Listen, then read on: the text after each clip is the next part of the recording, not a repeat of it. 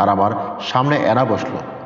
আচ্ছা অ্যানা, এই এ class classified monster মানে কি, এটা বুঝিয়ে বলবা? এটা শোনার পর সবাই আমার দিকে ওইভাবে তাকিয়ে আছে কেন? দেখো, মনস্টারদের এক একটা বংশ আছে, যেমন A class, B class, C class এবং ডি ক্লাস, এরকম করে বংশের নাম থাকে। সব বংশের মধ্যে এ ক্লাস বংশটা সবচেয়ে উঁচু। এদের মধ্যে রয়েছে সব ধনী, রাজা, বাদশাহ, বড় বড় সৈনিকদের বংশ। মান হিসাবে আবার তাদের এক একটা গোত্রে ভাগ করা হয়। আমরা হলাম ভ্যাম্প গোত্রের।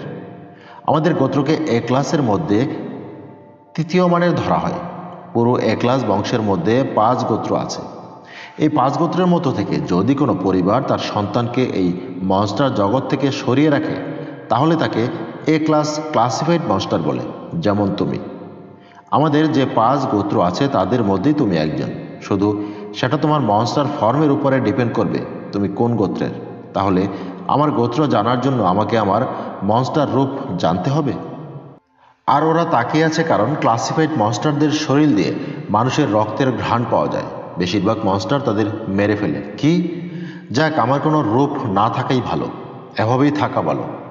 যদি আমার আসল রূপ একটা হাতি হয় তাহলে, কিংবা যদি একটা গাধা হয় আমার আসল রূপ, তাহলে কি হবে? না না, আমি একজন মানুষ, আমি কোনো মনস্টার নই। এরা সবাই শুধু মেয়াদ শেষ হওয়া নেশা সেবন করেছে, যার জন্য এমন বকবক করছে। কিংবা আমিই হয়তো সেবন করে স্বপ্নে আছি। কিন্তু কোনো রূপ না থাকলেও তো ঝামেলা, এরা আমাকে মানুষ ভেবে খেয়ে ফেলবে। তখনই আমাদের ক্লাসের ম্যাম কথা বলতে শুরু করলেন। দেখো, তোমাদের প্রথমেই কলেজের কিছু রুলস বলে দিই। সবসময় মনে রাখবা এগুলা। কখনো কারণ ছাড়া নিজের আসল মনস্টার রূপে পরিবর্তন হবে না। কলেজ ক্যাম্পাসে হলে ভয়ানক শাস্তি হবে, কাউকে ভয় দেখানো যাবে না, এবং অবশ্যই 3 দিনের মধ্যে যে কোনো একটা ক্লাবে যোগ দিতে হবে। দর্শক বন্ধুরা, গল্পটি যদি ভালো লাগে অবশ্যই একটি লাইক দিবেন, কমেন্ট করে জানাবেন আপনার মন্তব্য। আপনি যদি আমাদের এই চ্যানেলে নতুন হয়ে থাকেন অবশ্যই চ্যানেলটি সাবস্ক্রাইব করে আমাদের সাথে থাকবেন। আর যারা আগেই সাবস্ক্রাইব করেছেন তাদেরকে অসংখ্য ধন্যবাদ। আপনার বন্ধু এবং বান্ধবীর সাথে অবশ্যই চ্যানেলটি শেয়ার করবেন। সম্ভব হলে এই ভিডিওটি আপনার ফেসবুক টাইমলাইনে শেয়ার করে আমাকে সাপোর্ট করবেন।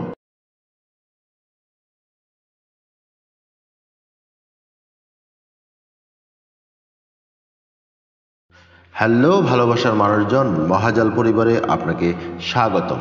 আপনি যদি মহাজাল চ্যানেলটি এখনও সাবস্ক্রাইব না করে থাকেন, please hit the subscribe button and click the bell icon for next story notification. গল্পটি শেষ পর্যন্ত শোনার অনুরোধ রইল। যত সময় যাচ্ছে তত আমার ভয় বাড়ছে। আমি বাইরে থেকে সাহসী হওয়ার অভিনয় করে যাচ্ছি, কিন্তু কোনো কিছুতেই লাভ হচ্ছে না। আমি ক্লাসের বাকি সবাইকে দেখে ঘামছি। সবাই আমার দিকে অন্য দৃষ্টিতে তাকিয়ে আছে। ক্লাসে অনেক কিউট কিউট মেয়ে আছে যাদের সবাইকে এখন কিউট লাগছে না। আমি মনে মনে ওদের আসল রূপ চিন্তা করতে লাগলাম। হয়তো এক একজন এক এক রকম মনস্টার হবে। কখনো আমি আসল মনস্টার দেখিনি। আমার আশেপাশে সবাই নিজের মানুষের রূপে বসে আছে। ক্লাসের স্যার আর ম্যাম কী পড়াচ্ছেন সেদিকে আমার কোনো খেয়ালই নেই। মিস্টার জ্যাকসন, ম্যাম হঠাৎ ডাক দিলেন। আমার সেদিকে কোনো সাড়া নেই। আমি পাশে থাকা জানালা দিয়ে বাইরে তাকিয়েছিলাম। তোমাকে ম্যাম ডাকছে, এনা আমাকে খোঁচা মেরে বলল। মিস্টার জ্যাকসন, আদৌ ক্লাসে আছো? জি, সরি ম্যাম। আমার নামটা ঝামেলায় ফেলে দিল। জ্যাকসন বলে ডাকলে আমি কিভাবে সাড়া দিব? মনোযোগ কোথায়? Sorry sir. ক্লাস শেষে আমার সাথে দেখা করো। Okay sir. Sit down. ধন্যবাদ। আমি বসে পড়লাম। আমি বসে যাওয়ার পর অ্যানা আমার দিকে ঘুরে বলতে শুরু করলো, কি হলো? তোমাকে অনেক চিন্তিত দেখাচ্ছে। ক্লাসের পরে কথা বলবো তোমার সাথে। ওকে। মাথাটা হালকা ঘুরাচ্ছে। বুঝতে পারলাম অ্যানা আমার রক্ত খেয়েছে, সেটার জন্যই হয়তো। তাছাড়া আমার মাথায় এখন ভয় ঢুকে গেছে। আসলেই যদি আমি একজন মনস্টার হই তাহলে কি হবে? আমার বাবা মা তারা কি আমাকে মেনে নেবে? আমার এখন এখান থেকে বের হতে হবে, যে করেই হোক। এখানে আমি থাকলে হয়তো এই মনস্টারগুলো আমাকে গিলে খেয়ে ফেলবে। তাছাড়া আমি একজন মনস্টার নই, আমি একজন মানুষ। হয়তো ভুল করেই এসেছি আমি এখানে। আমার জায়গা এখানে না। ক্লাসটা শেষ হলো। সবার নজর আমার দিকেই। বুঝতে পারতেছি না আমার দিকে এভাবে ওরা তাকিয়ে আছে কেন। আমি মানুষ, হয়তো ওরা বুঝতে পেরেছে তাই আমাকে মারবে বলে তাকিয়ে আছে। আমি সোজা ম্যাম আর স্যারের পিছনে চলে গেলাম। এনা আমাকে বলল ক্যাম্পাসেও অপেক্ষা করবে। স্যার আমাকে তার রুমে নিয়ে গেলেন। ম্যাম চলে গেলেন নিজের রুমে। আমি দরজা দিয়ে ভিতরে ঢোকার পরে হঠাৎ করে দরজা লক হয়ে গেল। অনেকদিন পরে দেখা হলো তোমার সাথে, তো এখানে আসতে কোনো সমস্যা হয়নি তো? মানে আপনি আমাকে চিনেন? এটা কেমন কথা? নিজের ভাতিজাকে চিনব না? স্যার, ভাতিজা মানে? ভাতিজা মানে ভাইয়ের ছেলে। আজব তো, এইটুকু জানো না? আপনি আমার, হ্যাঁ, আমি তোমার বাবার ছোট, একদম ছোট ভাই। তাহলে আমার বাবা মা কোথায়? তারা কি বেঁচে আছে? আর আমার একটা পরিবার থাকার পরও আমাকে কেন ত্যাগ করেছে তারা? জ্যাকসন ব্রিড, একটা কথা শোনো, সব প্রিয় জিনিসকে সবসময় আগলে রাখা যায় না। কিছু সময় আসে যখন তাকে ছেড়ে দিতে হয়। মানে তোমার আর আমার মধ্যে কি সম্পর্ক শুধু তোমাকেই বললাম। আশা করি এটা কাউকে জানাবে না। ক্যাম্পাসে অনেক বিপদ হবে তোমার উপরে, সাবধানে থেকো। আমি এখান থেকে যেতে চাই। আমি আমার সাধারণ জীবনেই চলে যেতে চাই। বাচ্চার মতো করছো?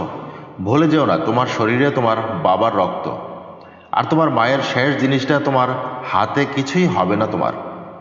নিজের পরিচয়টা খোঁজার চেষ্টা করো এবং নিজের অধিকার নিজের করে নিও। আমার মাথায় হাত দিয়ে বলল। আমার মাথায় কিছুই কাজ করছে না। আপনি একটু ক্লিয়ার করে বলবেন? উফ, আমার এখানে আর কিছুই বলার নেই। প্রশ্নগুলো তোমাকেই বের করতে হবে এবং উত্তরও তোমাকেই বের করতে হবে। আমি আর কিছু বলতে পারলাম না। দরজা এমনিতেই খুলে গেল এবং আমি বাইরে বেরিয়ে আসলাম এমনিতেই। লোকটা আমার বাবার ভাই বলে পরিচয় দিল, আমার আঙ্কেল। কিন্তু বড় আজব ব্যাপার, নিজের ভাতিজাকে এভাবে কেউ ট্রিট করে? আমাদের দুনিয়া হলে জড়িয়ে ধরে হয়তো কেঁদে দিত। আমিও এমন কিছু একটা ভেবেছিলাম, কিন্তু আমার চাচা, সে কোনো দিক দিয়ে মনে হয় না। আমি হাঁটতে হাঁটতে বাইরে চলে আসলাম। বাইরে এসে দেখি অ্যানা দাঁড়িয়ে আছে। কি বললেন মিস্টার আরিয়ান তোমাকে? ও, স্যারের নাম আরিয়ান? তুমি তো তাকে চিনবে না। সে লংস্টার রাজ্যের তৃতীয় প্রিন্স। কি? তিনি প্রিন্স হয়ে এখানে জব করছেন? বললাম না তুমি চিনবে না। আর কিছুই জানো না? একজন ডি ক্লাস মনস্টারকে ভালোবাসার জন্য লংস্টার রাজ্যের রাজা অষ্টম ডিউক তাকে রাজ্য থেকে বের করে দিয়েছে। ও, এটা তো অনেক খারাপ ব্যাপার। একজন বাবা কি করে পারেন তার ছেলেকে রাজ্য থেকে বের করে দিতে? রাজা অষ্টম ডিউক মিস্টার আরিয়ানের বাবা নয়, বড় ভাই। কি? হ্যাঁ, আমি শুনেছি তার নাম জেসন। কার? লংস্টার রাজ্যের রাজার। ও আচ্ছা, এসব পরে বলা যাবে। আমাকে একটু হেল্প করতে পারবা? তবে এক শর্তে। আমার দিকে বাঁকা হয়ে তাকিয়ে অ্যানা বলল, কি শর্ত? আর একটু রক্ত খেতে দিতে হবে। কি? আমাকে মেরে ফেলবে? একটু রক্ত খাবো শুধু? না, একদমই না। আমাকে কামড় দিতে দিব না। আসলে আমি কখনো কারো রক্তের স্বাদ নেইনি, তোমারটাই প্রথম। আর আমাদের মতো ভ্যাম্পায়ার যারা, তারা একবার যাদের রক্ত খায় তাকেই। অ্যানা লজ্জা পেয়ে বলল, তাকেই কি? কিচ্ছু না, বাদ দাও। ওকে, আচ্ছা, যদি সামান্য রক্তের বিনিময়ে আমাকে হেল্প করো তাহলে ঠিক আছে। অ্যানা লজ্জা মুখে মুখ নিয়ে আমার গলার বাম দিকটায় ওর দুটো দাঁত বসিয়ে দিল। দাঁত দুটো তেমন বড় না, তবে স্বাভাবিক দাঁতের চেয়ে দুটো বড়। কামড়ে আমার শরীর শিরশির করে উঠল। আমাকে একদম জড়িয়ে ধরেছে। হয়তো কোনো ছেলের প্রথম এমন স্পর্শ পেয়েছে। আমিও এত কাছ থেকে কোনো মেয়ের স্পর্শ পেলাম। দাঁত বসেই আমাকে শক্ত করে জড়িয়ে ধরেছে। হাঁটতে হাঁটতে আমরা একটু লোকশূন্য জায়গাতেই চলে এসেছি, তাই আশেপাশে কেউ নেই। আমারও অ্যানাকে ছাড়তে মন চাচ্ছে না, ওকে আরও জড়িয়ে ধরতে মন চাচ্ছে। কিন্তু মনে পড়ল, আমরা তো চুমু দিচ্ছি না, বরং অ্যানা আমার রক্ত খাচ্ছে। আমি অ্যানাকে ধাক্কা দিলাম একটা। বললা একটু খাবা, কিন্তু মনে হচ্ছে তুমি আমার পুরো রক্ত খেয়ে ফেলেছ। আমার মাথা এখন ঘুরতে লাগলে। সরি, আসলে আমি ভাবিনি কারো রক্ত খেতে এত সুস্বাদু হবে। প্রথম কারো রক্ত খাচ্ছি তো, তাই হারিয়ে গিয়েছিলাম। কিন্তু জড়িয়ে ধরলে কেন আমাকে? আমি তো ওটার জন্য তোমাকে ছাড়াতেই পারি নাই। জানি না, মন বলল একটু জড়িয়ে ধরতে, তাই ধরেছিলাম। আচ্ছা হয়েছে, বাদ দাও। আমি এখান থেকে চলে যেতে চাই। কোথায়? যেখান থেকে এসেছি। সেটা সম্ভব নয়। কেন? কারণ এখানে আসলে 1 বছরের আগে তুমি এখান থেকে কোথাও যেতে পারবে না। এই জায়গাটা মনস্টার দুনিয়া এবং মানুষের দুনিয়া থেকে আলাদা একটা জায়গা। 1 বছর না হলে তুমি কোথাও যেতে পারবে না। কোনো উপায় নেই এখান থেকে যাওয়ার? হ্যাঁ আছে, যদি তুমি কোনো রাজার ছেলে কিংবা মেয়ে হও। অবশ্য সেটার জন্য রাজার আদেশের প্রয়োজন হবে। তাহলে মনে হয় না আমি এখান থেকে আর যেতে পারবো। আমার মাথা ঘুরতেছিল। আমি কখন বেহুশ হয়ে পড়ে গেছি নিজেও জানি না। পুরো সুন্দর একটা স্বপ্নের মতো ছিলাম। আমি আর এনা খোলা আকাশে পাখির মতো উড়ে বেড়াচ্ছিলাম। হঠাৎ এনা কোথাও উধাও হয়ে গেল। আমার সামনে সব হঠাৎ করেই সাদা হয়ে গেল। আমি দূরে একজন মহিলাকে দেখতে পেলাম, পিছনে ফিরে দাঁড়িয়ে আছে। পিঠে দুপাশ দিয়ে রক্ত বের হচ্ছে। এমন মনে হচ্ছে তার পিঠে পাকা ছিল এবং সেগুলো কেটে ফেলা হয়েছে, কিন্তু টেনে তুলে ফেলা হয়েছে। মহিলাটা হঠাৎ ফিরলেন আমার দিকে। এত সুন্দর তার রূপ, খুব পরিচিত লাগলো তার চেহারাটা, কিন্তু আমি চিনতে পারছি না তাকে। তার গলায় একটা নেকলেস দেখতে পেলাম। হ্যাঁ, ঠিক সেই চিঠিতে আসা নেকলেসের মতো, একদম একই রকম। কি জানি এক মায়ার টানে আমি দৌড়ে যেতে লাগলাম মহিলার দিকে। মুখ থেকে একটা কথাই বের হয়ে আসলো, মা। তার কাছে যেতে যেতেই ধুলো হয়ে উড়ে গেল। সাথে সাথে আমার স্বপ্নও ভেঙে গেল। আমি আমার রুমের বিছানায় শুয়ে আছি। এটা কীরকম স্বপ্ন ছিল? আমি আগে এরকম স্বপ্ন কখনোই দেখিনি। সত্যি কি মহিলাটা আমার মা ছিলেন? তার কি হয়েছে? পিঠ দিয়ে ওইভাবে রক্ত পড়ছিল কেন? আমি তো ভয় পেয়ে গিয়েছিলাম তোমাকে নিয়ে। আমি ভাবছি আমি তোমার রক্ত খেয়ে তোমাকে মেরে ফেলেছি। ও অ্যানা, তুমি? ওয়েট এ মিনিট, তুমি আমার রুমে কি করছো? কি করছি মানে? তুমি বুঝবে না। তোমাকে প্রোটেকশন দিচ্ছি। তোমাকে রুমে রেখে আমি চলে গিয়েছিলাম। তখন আমার রুমের জানালা দিয়ে দেখি একজন ছেলে তোমার রুমের দরজা খুলে ঢুকে পড়েছে। তখন আমি আমার আসল রূপে এসে ছেলেটাকে ইচ্ছা মতো মারলাম। তারপর ভাবলাম তোমার জ্ঞান না ফেরা পর্যন্ত এখানেই থাকি। ও, তোমাকে অনেক ধন্যবাদ। কিন্তু ওই ছেলে আমার রুমে কেন ঢুকেছিল? কারণ তোমাকে মারতে। কি, আমাকে মারতে? আমি ভয় পেয়ে গেলাম। হ্যাঁ, তুমি এ ক্লাস মনস্টার, আর তুমি নিজেই জানো না তুমি কি মনস্টার। এখন আমাদের নিচের বংশের মনস্টাররা চাইবে তোমাকে হত্যা করতে, কারণ তোমাকে হত্যা করলে তারা অনেক টাকার মালিক হবে। আচ্ছা, আমাদের লাইব্রেরিটা কোথায়? আমাদের ক্লাসরুমের দোতলায়। ধন্যবাদ তোমাকে। তুমি রেস্ট নাও, আর কোনো প্রয়োজন হলে আমাকে ডেকো, আর দরজা সবসময় লক করে রেখো। ঠিক আছে। অ্যানা চলে গেল। আমি দরজা লক করে বিছানায় এসে বসলাম। মাথায় হাত দিয়ে আমি বসে আছি বিছানায়। তাহলে আমার আসল বাবার নাম জ্যাসন? হ্যাঁ, হতে পারে। আমার নামটা জ্যাকসন। নামের দিক দিয়ে তো মিল রয়েছে। অ্যানা বলল তিনি লংস্টার রাজ্যের রাজা। তাহলে কি আমি একজন প্রিন্স? নিজের কাছে ভালো লাগলো হঠাৎ নিজেকে প্রিন্স ভেবে। কিন্তু না, আমি যদি সত্যি প্রিন্স হতাম তাহলে আমাকে মানুষের দুনিয়ায় কেন পাঠাবে? না, এসব মনস্টারদের মোটেও মন্টন বলতে কিচ্ছু নেই। কিন্তু আমি একজন এরকম নই। আমি একজন মানুষ, আর আমার পরিবার আছে।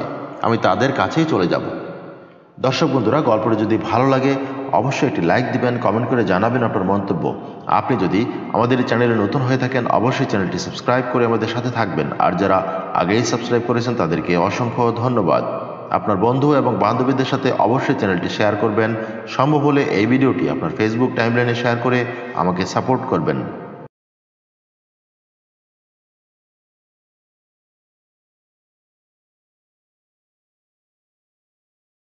হ্যালো ভালোবাসার মানুষজন, মহাজাল পরিবারে আপনাকে স্বাগতম।